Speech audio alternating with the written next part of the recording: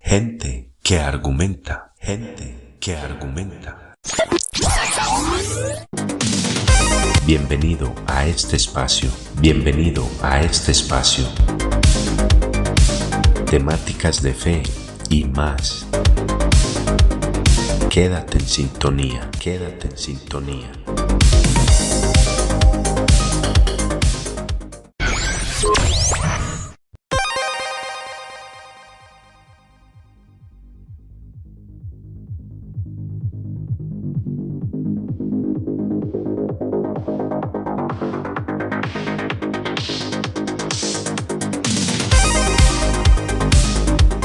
Un saludo, Dios los bendiga. Bienvenidos a otro episodio de Gente que Argumenta. Ya son alrededor de 9.500 reproducciones de este podcast llamado El Pisein para la gloria de Dios. Gracias a todos los que han escuchado y han compartido alguno de estos episodios. Lejos de todo eso, la gloria sea siempre a Dios. Así que gracias a quienes escuchan o escucharán. En esta ocasión venimos una vez más con un episodio de este espacio llamado Gente que Argumenta, con una entrevista a un personaje muy interesante, muy preparado en diversos temas académicos y teológicos. Reside actualmente en México y atravesó un episodio muy difícil en su vida, el cual fue la desconversión. Podríamos decir que apostató de la fe, pero afortunadamente y con la intervención de Dios retornó a sus caminos de una manera sobrenatural, como lo contará aquí,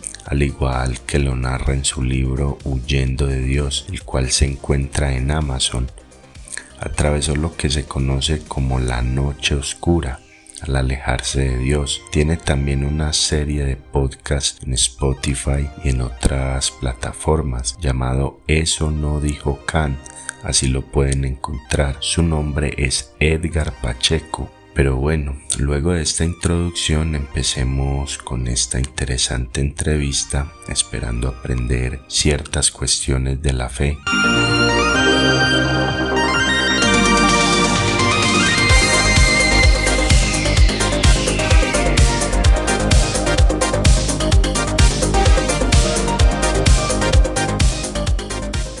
Hola Edgar, ¿cómo estás? Buenas noches. Por acá todo muy bien, brother. Saludos desde México.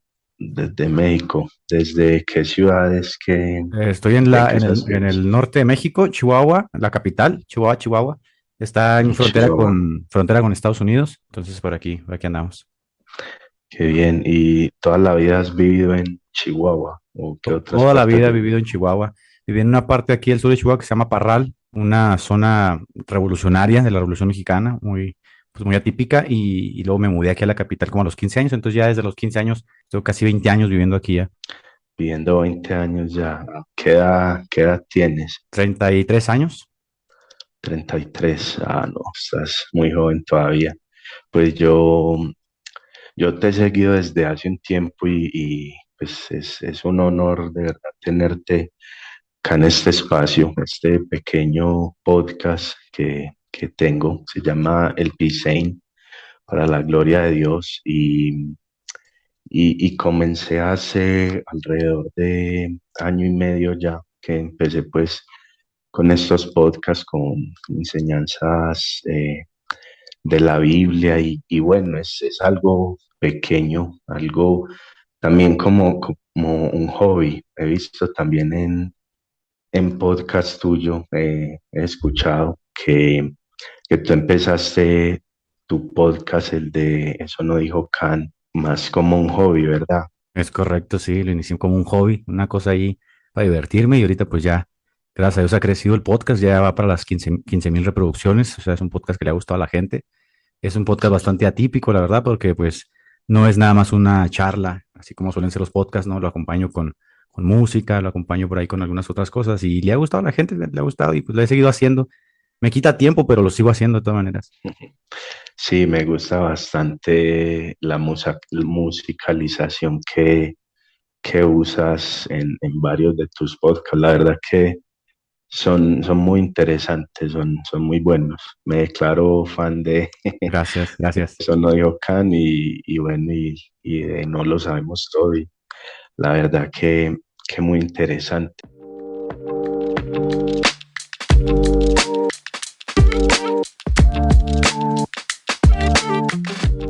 Es curioso porque una breve historia así, pues cuando empecé como a seguirte en redes, no recuerdo en el momento el nombre de la página en Facebook, fue como un grupo al que me uní en un momento dado y vi como alguien que posteó algo tuyo y comencé, pues vos sabes que uno en las redes, en Facebook, cuando empieza a ver algo, entonces un perfil lleva al otro, una cosa y lo que le va a uno pues como interesando.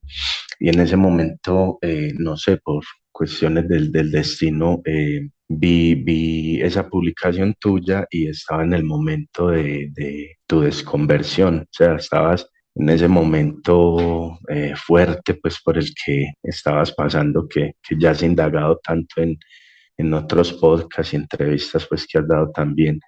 Y empecé como a ver, a mirar. Y cuando vos hablas en los podcasts, todo el tema de la desconversión, que incluso lo has tratado mucho en estos últimos podcasts que has hecho, uno obviamente sí se identifica con ciertas cosas, no con todo, quizás obviamente pues porque todos no somos iguales y el llamado pues que Dios le hace a uno no es igual para todos, pero, pero sí se identifica uno pues con varias cosas y incluso hubo un momento que te estaba siguiendo y todo y te dejé de seguir porque me estaba pegando fuerte, o sea, había muchas cosas que yo decía, o sea, no, yo soy fiel al Señor, incluso en muchas me llama mucho la atención en momentos cuando se habla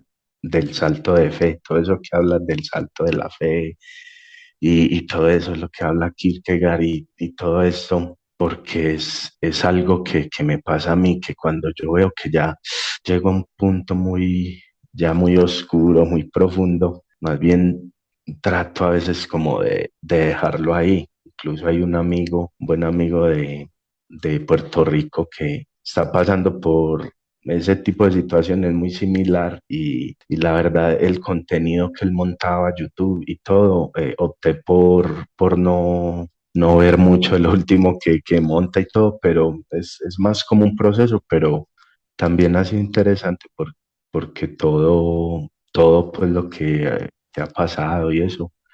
Es la verdad una historia interesante, bonita, tu retorno a la fe y eso. Entonces, sí, no, para resumir, te dejé de seguir y sentía era como por momentos como ¿por qué en este momento me tuve que topar con este tipo de persona que suscita en mí, me haga a mí pensar en cosas que quizás en un momento dado no me había como planteado? Pero bueno, sin embargo, siguió y todo, ya cuando retornaste a la fe y ya, pues todo lo que he visto y eso, y ha sido interesante y no, y la fe es como madurar la fe. Y bueno, no, estoy hablando yo mucho, entonces no sé si quieras decir algo y ya como para empezar a hacerte algunas preguntas, porque podcast se trata de que tú hables también, obviamente. Pues bien interesante lo que comentas de tu caso, ¿no? Porque pues obviamente sí se suscita como ese choque, como esa disonancia de ver que pues un tipo al cual sigues, ¿no? O al cual escuchas o al cual es, que te edifica, que te ayuda, tu espiritualidad y de repente pues da del trasto al otro lado, pues sí es un tanto chocante.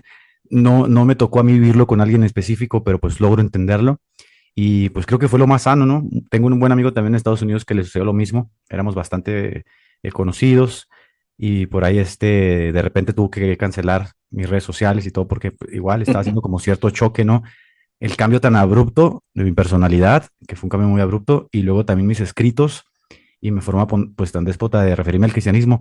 Fue un proceso muy doloroso, la realidad es que pues ya estamos hablando de así casi 4 años más o menos, ¿no? Ya tengo casi un poquito más de un año, sí, que regresé a la fe y duré como 3 años, ahora sí que tirado a la oscuridad. Entonces, pues ya hace bastantito, unos 4 años más o menos, lo que estamos platicando. Sí, yo vi algo de tu proceso y bueno, eso ya la gente que quizás escuche y quiere indagar y que de pronto no conozca tu historia puede ver en podcast donde has dado tus declaraciones, en tu mismo podcast de Eso no dijo Kant, por ahí escuchaba en el tiempo que estabas en la Cátedra del Macho con Burgueño y Jorge. Jorge Carrillo, sí. Jorge Carrillo, también por ahí una vez hablaste de esto y la verdad pues que es muy interesante.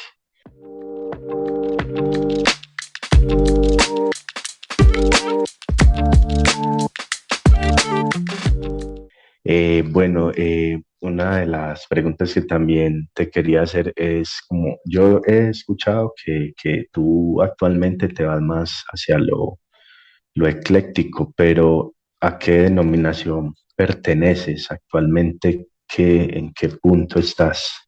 Pues mira, desde antes de mi salida, yo estaba fungiendo como presbítero en la Iglesia Metodista de México. Después de que empecé a trastabillar en esa, pues como vertiente, ¿no? De crisis intelectual, espiritual, hice mi cambio a la Iglesia Metodista Libre y estuve fungiendo como presbítero itinerante en la Iglesia Metodista Libre de México. Esa fue la última denominación a la que yo pertenecí como tal, como presbítero, como pastor. Y cuando retorné a la fe, no retorné como miembro activo de ninguna denominación, es decir, empecé como a buscar las asambleas de Dios, los metodistas, etcétera. Pero al final me congregué igualmente en una iglesia metodista. Ahorita estoy en una iglesia metodista tradicional, clásica, y ahí es donde me congrego. Tengo ya casi un año ahí, pero no estoy fungiendo así nada, ¿no? O sea, simplemente estoy ahora sí como un feligrés más. Voy, me siento, escucho, participo del culto, de la comunión, y hasta ahí es mi participación en la iglesia. O sea, no he tenido yo todavía como la intención de desenvolverme en ningún aspecto del ministerio porque creo que no es el tiempo y también creo que es muy sano para mí estar como en esa postura de alimentarme, de servir, de estar ahí escuchando, formando parte de la iglesia como tal. Y he cumplido como un año de disciplina y pienso seguir ahí estando en esa iglesia, en la Iglesia Metodista de México. Qué bien. Yo hace poco vi en YouTube que montaste una enseñanza, o sea, las enseñanzas que tú has montado son anteriores, o sea, no son actuales. Subí a mi perfil de YouTube una predicación de la Iglesia Metodista en Monterrey, en México, que fue mi penúltima iglesia, mi pastorado en la iglesia de la Trinidad se llama.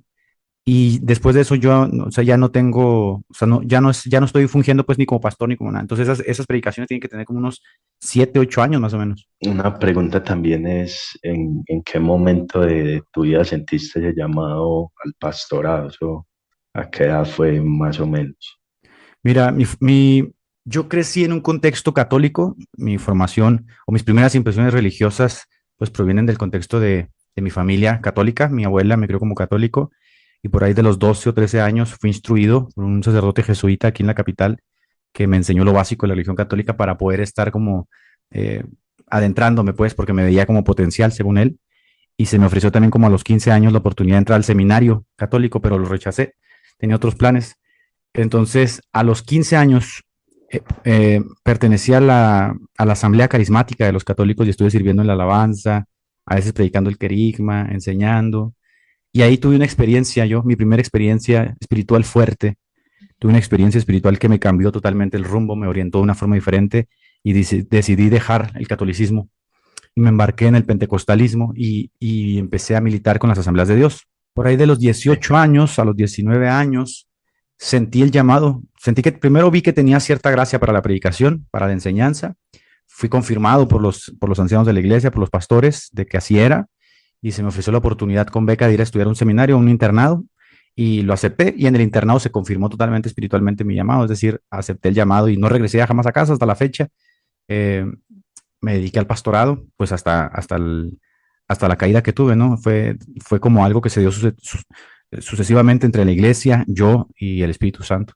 Entonces, no fue algo como muy complejo, simplemente noté como cierta vocación, acepté la vocación, me preparé en la vocación y lo demás se fue dando. Y pues he escuchado que has dicho que no te ves como pastoreando nuevamente, aún te plantas en esa decisión, ¿no? por momentos has como analizado la posibilidad. Mira, yo he platicado en algunas ocasiones con mi familia, también con algunos líderes espirituales, con algunos pastores. El contexto del pastorado en Latinoamérica, sobre todo en los jóvenes, es muy difícil porque nosotros estamos inmersos en lo que se denomina una gerontocracia. Es decir, el joven es vislumbrado como inferior de facto espiritualmente, aunque tenga capacidades, aunque tenga vocación, aunque tenga ciertas aptitudes. Es muy parecido a la política para abrirte campo en el ministerio. Aquí en Latinoamérica, por lo menos, se requiere como mucha salamería, es decir, necesitas como, ahora sí como que, quien dice, humillarte mucho, ¿no? Ante los grandes y poderosos. Entonces, eso conlleva como mucho golpeteo en el alma y mucho sufrimiento y para los jóvenes, pues a veces muchos terminan corrompiéndose y es algo que yo nunca permití, nunca lo acepté. Entonces, para mí volver sería como volver a todo ese juego, ¿no? Todo ese golpeteo, toda esa política, todo ese asunto que se da en las instituciones como tal, que queda por fuera de la espiritualidad, pero que se da en las instituciones, pastor contra pastor, celo pastoral. Es un asunto muy cansado. Y el pastorado en sí implica mucha responsabilidad, implica mucha dedicación. Si vas a ser un pastor realmente que va a cumplir con su vocación, pues ello implica que tengas una responsabilidad muy alta de tu llamado, del que se te ha tenido por fiel. Y en ese sentido, híjole, no es que me dé miedo ni nada, pero me siento muy, o sea, me siento muy tranquilo así. Sabes que cuando estaba pastoreando llegó momentos donde realmente tenía crisis de ansiedad, de Sí, depresión, y es el elefante rosa en la sala. En la cuestión pastoral, yo creo, a nivel mundial, ¿no? Pastores que se suicidan, pastores que están solos, pastores que no saben cómo lidiar con los aspectos psicológicos, con los traumas, con las dificultades. Pastores que en rigor de verdad pues sirven como un bote de basura para las necesidades de las personas, ¿no? Que van realmente y dejan sus cargas ahí. Y si no sabes cómo lidiar con eso, pues se vuelve como una vorágine destructiva que termina alcanzándote. Entonces, recuerdo todo eso, digo, y es muy bello servir al Señor, pero hoy creo con cierta capacidad mental y madurez que he adquirido me gustaría esperar un poco más, me gustaría esperar un poco más, me gustaría como saber cómo tratar ciertos aspectos de mi personalidad, de mi vida, para que no me vuelva a suceder lo que me sucedió, ¿no? Que me llevó a ese punto de inflexión intelectual e espiritual, me terminó sacando de la fe. Entonces, no quisiera como volver a cometer el mismo error, entonces estoy como esperando que sea el tiempo adecuado si Dios lo quiere. Y si no, pues yo estoy muy feliz, ¿ves? O sea, al final de cuentas sirvo desde las capacidades que tengo a través de las redes sociales, sirvo a través de los medios que tengo a la gente cerca, en las iglesias donde luego me invitan a predicar y estoy muy contento. Pero si Dios así lo dispone y Dios así lo quiere, yo con mucho gusto volvería a servir el pastorado, pero no se ha dado, ¿ves? No se ha dado y no es algo como que estoy promoviendo, ni empujando, ni lo estoy solicitando, ni nada. Que pudiera hacerlo, pudiera solicitarlo, tengo mis credenciales, tengo mis estudios, y sin ningún sí. problema lo podía lograr, pero no lo estoy solicitando.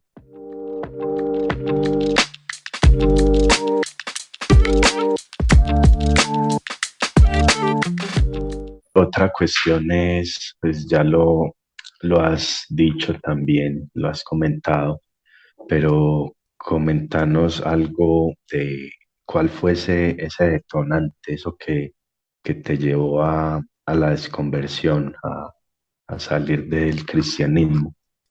Mira, yo creo que yo los abordo en mi libro, Huyendo de Dios.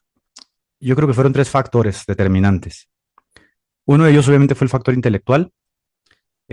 Cuando creces en un núcleo muy selecto de ideas fundamentalistas y fraguas toda tu personalidad en torno a esas ideas y luego te topas con nuevas ideas, obviamente estos van a crear una disonancia.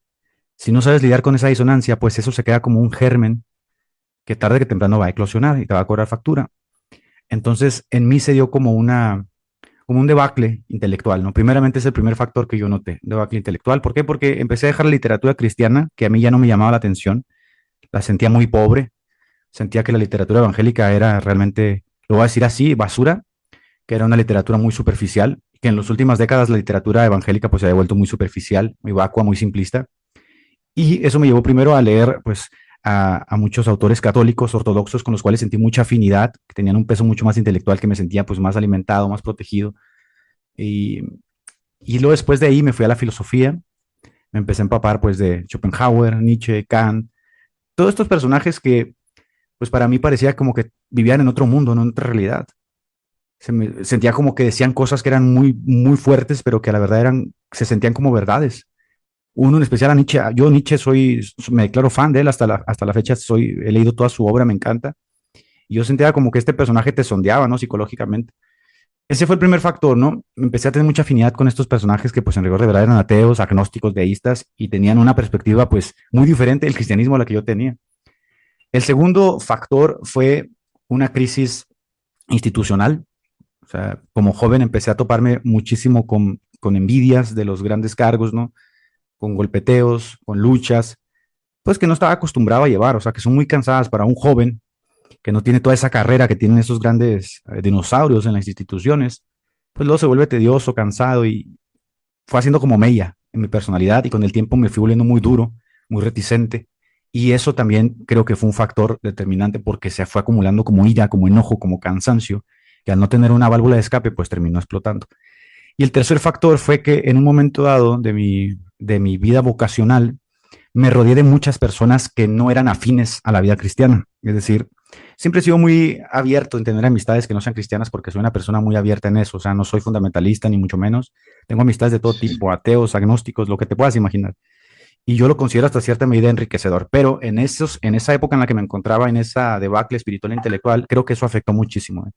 Afectó muchísimo porque yo venía en bajada y estas personas, pues bueno, como dice la Biblia, ¿no? Que este, estas personas alimentaron mucho más la concupiscencia, alimentaron la maldad, alimentaron todo ese tipo de cosas y terminé pues en algún momento eh, llegando al punto de quiebre, ¿no? Esos tres factores fueron determinantes. Entonces, hoy que hago como una remembranza de lo que pasó, digo, creo que si me hubiera detenido en seguir congeniando con ciertas personas, ¿no? Que alimentaban como ese odio, como esa ira, como ese rencor hacia la institución, esa crítica, esa duda, creo que hubiera podido salir con ayuda. Pero el punto de quiebre fue que cuando me encontraba ya a punto así de salir, busqué un pastor muy conocido en la denominación en la que yo servía, tratando realmente de buscar ayuda y lo busqué con todo el corazón, pidiéndole a Dios que me diera una palabra a través de él, que me reconfortara, que me ayudara a salir de ese hoyo en el que había caído. Y mi sorpresa más grande fue que cuando platiqué con él, recuerdo que estábamos en un supermercado, estábamos sentados, tomamos un café, le platiqué todo mi caso, le dije pues lo que estaba pasando, que estaba a punto de abandonar el ministerio, que ya estaba renegando de mi fe. Y mi sorpresa fue que él me confesó que era ateo. Entonces, para mí fue como un shock impresionante porque lo dijo con tal naturalidad, ¿ves? Dijo, soy ateo y tengo muchos años sirviendo en la iglesia como ateo. Dijo, no, no tiene por qué preocuparte lo que estás pasando, se puede sobrellevar sobre la marcha. Dijo, tú sigues sirviendo. A mí se me hizo un disparate, pues, y se me hizo poco coherente, pues, con lo que implicaba, ¿no? Por respeto a los cristianos, a los creyentes, el pararte cada domingo y hablarles algo de lo que no crees, a mí se me hizo un disparate. Entonces dije, no, yo no quiero ser como él y no quiero seguir en esta vorágine, entonces creo que es tiempo de ponerle fin. Mm, yo lo primero que hice fue que hablé con mi superintendente, le comenté que quería un cambio de iglesia más cerca de mi casa, porque los metodistas somos itinerantes, andamos de arriba para abajo pastoreando. Y también consideré que era una forma de aligerar la carga, que si me ponían cerca de un pastor de mi casa, podía estar cerca de la familia, podía estar cerca de los amigos que quiero, y que eso podía atenuar, ¿no? En cierta medida, pues esa lucha que llevaba. Y me lo negó, que no había oportunidad, que todo estaba cubierto. Entonces dije, bueno, ya agoté todas las instancias, agoté todo lo que se podía hacer, creo que es tiempo de decir adiós. Y así una mañana me levanté y le comenté a mi esposa y le dije, creo que es tiempo de decir adiós. Y luego todavía en ese momento dije, voy a tomarme un año sabático, simplemente voy a cerrar mis redes sociales, voy a descansar, creo que estoy muy agotado espiritualmente, creo que necesito descanso, pero tú sabes que el diablo es muy astuto. Y en ese momento cuando yo dije, hasta aquí, creo que vio la oportunidad y se metió con todo, ¿no? Ah, Entonces, cuando yo publiqué en mis redes sociales que me iba, sentí la tristeza de mucha gente me escribió, muchísima gente me escribió. No te mentiría si te dijera que fueron 200, 300 personas que me escribieron, me llamaron, pastores, líderes, mucha gente, pero a las 2 o 3 semanas todos desaparecieron, ¿no? Se acabó. Entonces me sentí sí. solo, me sentí libre, dije, ya no hay nada, ya no le tengo que dar cuentas a nadie. Y al principio pues todavía como ese temor, ese bagaje, ese reducto de valores con el cual yo había crecido permanecían, pero seguía alimentando la lectura y dije, voy a hacer algo para ser coherente conmigo mismo y voy a tratar de arrancar esa figura de Jesús de mí, lo que ha creado en mí. Quiero saber quién es Edgar realmente, ¿no? Quiero saber quién es Edgar sin que Jesús lo influya, sin que la iglesia influya en él. Y cuando hice eso, no, me transformé en un demonio, eso fue lo que pasó, ¿no? Me tiré a los vicios, me tiré a las drogas, me tiré a lo peor que te puedas imaginar, me involucré con narcos. Hice un desastre en mi vida por esos 3 años y En esos 3 años me olvidé de Dios, me olvidé totalmente de Dios, ¿no? Blasfemaba de Dios, me burlaba de Él, criticaba a quien creía, fui muy mordaz, fui muy crítico, muy duro.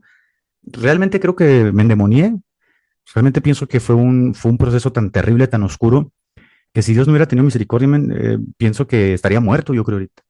Nunca busqué volver, nunca lo pedí. Mentiría si dijera, quiero volver, nunca lo hice. Fue un milagro de Dios, realmente fue un milagro que sucedió un día, una tarde.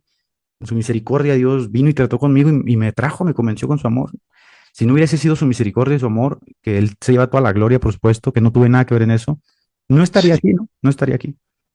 Em, es en ese tiempo que, que estuviste alejado de Dios, pero continuabas con tu esposa, seguías pues con tu familia y todos ellos ahí apoyándote. Sí, sí. Qué bien. Sí, no, tremendo lo que cuentas, pues tú ya como he dicho en otros podcasts, has tratado tu historia, la has comentado y es algo tremendo porque ve uno el poder de Dios y me llama mucho la atención eso que cuentas de que no fue que alguien viniera con argumentos científicos, racionales a querer imponerte, a demostrarte por medio de apologética y todo esto, sino que fue Dios, fue algo espiritual, fue algo sobrenatural que te trajo nuevamente a los caminos del Señor. Obviamente existieron muchas personas que intentaron convencerme, o sea, intelectualmente muchas personas que pensaron que mi asunto era ¿cómo se podría decir? Era un desliz intelectual en el que yo estaba fallando y querían como convencerme de forma apologética, mostrarme argumentos de mi error, etcétera. Pero la realidad es que todos los argumentos que ellos me daban yo los había repensado. Mi asunto era más existencial. Mi asunto era como una amalgama, ¿no? De esos factores que se dieron y que se sumaron, pues, a la crisis. Entonces, no servía de mucho, ¿ves? Incluso yo lo veía como un tanto cansado, tedioso, fastidioso, el que quisieran como convencerme. Y en alguna ocasión, pues, les llegué a decir, pues, en realidad no hay nada que me puedan enseñar, ¿no? No lo decía de forma egocéntrica, ni mucho menos, pero era la realidad. O sea, muchos de esos argumentos, pues yo los conocía de arriba abajo. No estaba el problema realmente solamente en lo intelectual, el problema está en el corazón. Me había dejado llevar, me había dejado envolver, se había enfriado mi corazón, se había enfriado mi fe, mi huerto se había secado y pues le di parte al enemigo de que entrara y hizo lo que tenía que hacer, ¿no? Entonces, así se dio. Así se dio. Otra pregunta es, y lo mencionabas ahorita, de que leías a todos estos autores filosóficos. Eres un gran lector, o sea, comentas que te gusta mucho leer de diferentes temas, no solamente cristianos, sino de diferentes temas. ¿Cómo, hoy por hoy, cómo lidias con eso? O sea, de que eso no afecte tu fe nuevamente, ¿cómo te mantienes fuerte en cuanto a eso? Mira, yo soy un autodidacta desde que tengo uso de razón. A pesar de que hice una licenciatura en teología y he concluido hoy una licenciatura en psicología, yo creo que las instituciones y la forma en que las instituciones te proveen de conocimiento es muy limitado en el contexto del mundo en el que nosotros vivimos, no esa hiperinformación que tenemos a un clic del Internet. Entonces yo me considero un autodidacta, considero que lo más que he aprendido lo he aprendido gracias a que soy autodidacta, a que me gusta la lectura, a que soy curioso, a que me gusta indagar, preguntar, leer, etcétera. Eso que tú me preguntas es una cuestión que a mí también me fastidió un tiempo, porque luego pensaba, si vuelvo a leer, si regreso al cristianismo y vuelvo a leer, porque a mí no me gusta la literatura evangélica, la considero, como te dije ahorita, en cierto sentido muy superfluo y siento también que focaliza mucho en ciertos tópicos, ¿no? Pues que para mí no son llamativos. Entonces, leyendo a Unamuno, justamente Miguel de Unamuno, me di cuenta que él tuvo una crisis parecida, una crisis intelectual, de la que no podía salir de forma intelectual. Entonces, en los escritos de Unamuno, él habla mucho sobre la agonía que se da en la desconversión. Y esta agonía se da justamente porque la desconversión no consiste solamente en negar doctrinas. No, ya no crees en la resurrección, no, ya no creo en la Trinidad, sino que consiste realmente en tomar conciencia de que ahora qué voy a hacer, ¿no? Una vez que ya no crees, ¿hacia dónde vas? Que es lo que Nietzsche llama nihilismo, ¿no? Como despertar y darte cuenta de que estuviste engañado, cosas así. Unamuno logró salir de esta crisis a través de la mística A él lo llamaban el místico, ¿no? De forma burlona, porque cuando se trataba de las creencias, él siempre se iba a la parte introspectiva, a la parte subjetiva, en la que él de forma personal vivía su fe. Entonces, hoy por hoy, yo he encontrado descanso y asidero en la teología apofática, la teología negativa, que es la teología mística, y he encontrado descanso ahí porque no hay otra forma en la que yo pueda regresar al cristianismo, porque el veneno que me metí, pues no lo puedo sacar, ¿no? Lo que aprendí no lo puedo desaprender, lo que confesé no lo puedo desconfesar. Entonces no es como que quitas un chip y metes otro, ¿no? Gracias a Dios que existen estas expresiones cristianas que te dan la oportunidad como de ampliar tu panorama y entonces gracias a que amplias el panorama puedes experimentar la fe de otra forma. Y la teología apofática, que es la teología ortodoxa, la teología negativa que poca gente conoce en Occidente, a mí me dio la oportunidad de vivir la fe desde mi experiencia, desde mi introspección y me ayuda a que si leo algo que contraria a mi fe no me hace nada, o sea, hoy por hoy no me hace nada ni me afecta porque mi fe pues está robustecida gracias a esa visión apofática negativa de la teología de la fe. Entonces, en ese sentido, no me preocupa ya. Me llegó a preocupar, pero no me preocupa, ¿no? Eso está arreglado, por decirlo de alguna forma. Me preocupa más, por ejemplo, que si llegara a pastorear, esa es una preocupación que tengo real, si llegara a pastorear, ¿cómo llegaría a atajar ciertos aspectos de mi personalidad que se vieron afectados justamente en ese proceso? Que no los viví en el pastorado como tal y que tendría que vivirlos hoy. Eso sí me preocupa. El área intelectual ya está superada, ya gracias a Dios es una puerta que se cerró. Por eso te digo ahorita que hay otras puertas que voy a cerrar y también por eso ahorita todo lo que trato de hacer es como escribir, hablar, ayudar a la gente que está pasando por momentos similares, porque quizás se sientan identificados, han pasado por cosas similares y no sepan qué hacer, ¿no? Por dónde ir, qué decir, etcétera. Y creo que por ahí está más o menos mi vocación ahorita ejercida, ¿no? Más que en otras áreas. En otras. Ah, no, excelente. Qué bien. Y actualmente, espiritualmente, ¿cómo te encuentras? De momento, ese Edgar, eh, ¿cómo diríamos? Evil Edgar, trata como de otra vez salir y eso. O sea, me imagino que es por medio de la oración también, estando ahí. Obviamente es como lo principal, pero actualmente, o sea, te sientes más pleno espiritualmente. Mira, creo que me siento distinto, como decía Heráclito, ¿no? Que nadie puede bañarse dos veces en el mismo río porque cuando entra por segunda vez el río ya se movió.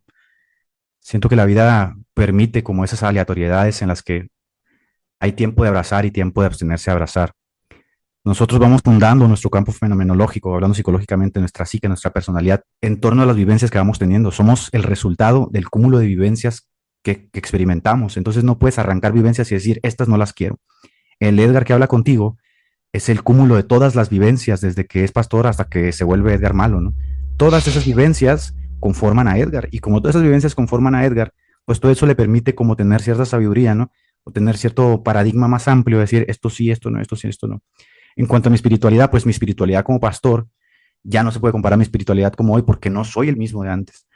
Pero si pudiéramos hablar de la espiritualidad, eh, sí tengo una vida espiritual, obviamente, una vida espiritual que vivo en la iglesia, en el culto público, que vivo personalmente en mi alcoba, cuando cerrando mi puerta, ¿no? En mis devocionales, en mi lectura, en mis cantos, en mis alabanzas. Pero más allá de todo eso, creo que hoy por hoy mi espiritualidad la vivo mucho más a través de la vasta experiencia de cristianos que existen en el mundo. Por ejemplo, hoy, lo que ni pensar en el pasado, hoy me siento muy cómodo, por ejemplo, visitar una iglesia católica, sentarme en la banca, hincarme, adorar, saber que es una expresión más del cristianismo, ¿ves? Ir con los metodistas, ir con los bautistas, ir con los presbiterianos, como que se borró el celo, como que me permitió tener una visión más amplia, se borró el celo característico de pertenecer a un núcleo denominacional que te otorga orientación y pertenencia, y decir, ya no le debo nada a nadie, o sea, no le tengo que rendir cuentas a nadie más que a Dios, y en ese sentido me siento muy pleno de decir, vivo mi espiritualidad a tope, ¿no? A tope. Hoy puedes encontrarme en la iglesia metodista y mañana si quiero voy a misa, ¿no? ¿Por qué? Porque no le debo nada a nadie, porque me siento pleno en el sentido de que vivo la cristiandad en todo su tenor, en todas sus experiencias. Y por eso yo a veces confieso que soy ecléctico, ¿no?